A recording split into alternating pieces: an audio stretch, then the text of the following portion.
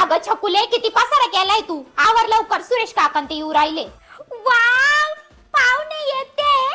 मग तू काय स्पेशल बनवणार आहे पाहुण्यांसाठी? गुलाबजामुन?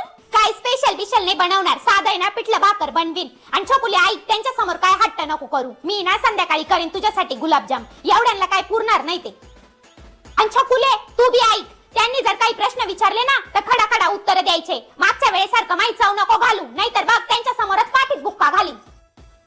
ठीक आहे मम्मी, पण पाहुणे जाताना मला पैसे देऊन जातील ना? हे घ्या काका पाणी. काय ग छकुली, कितवीला गेली? मी 5वीला गेले. 5वीला गेली का? मग 5चा पाडा म्हण बरं.